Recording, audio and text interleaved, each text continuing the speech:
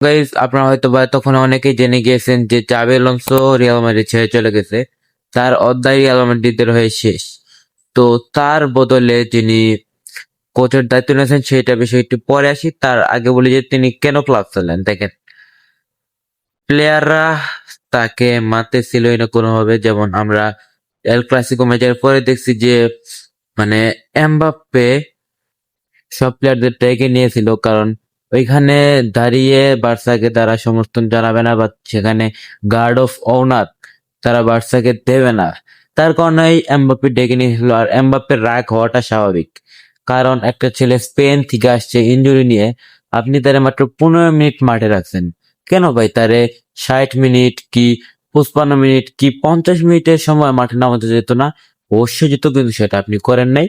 তো এই আচরণে জাবুলেন্সো খুবই কষ্ট পাইছে, এবং যে কোনো কোচের কষ্ট পাওয়ার কথা। তার জন্য তিনি পেরেসকে গিয়ে বলছে তিনি ক্লাব ছাড়তে চান। আর পেরেস তারা বাধা দেয় নাই, বলছে আচ্ছা ঠিক আছে, তুমি তোমার সিদ্ধান্ত নিয়েছো, ঠিক আছে।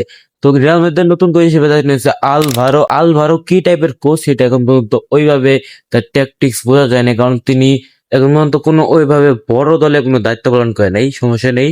কিন্তু রিয়াল মাদ্রিদের যে 15 তারিখে ম্যাচ আছে, তারপরে বোঝা যাবে যে তিনি কি টাইপের কোচ, তার ট্যাকটিক্স কি, ঠিক আছে, তার ফরমেশন কি, এইসব আমরা আশা করি বুঝতে পারবো। তো সে পর্যন্ত অনেক অনেক ভালো থাকবেন।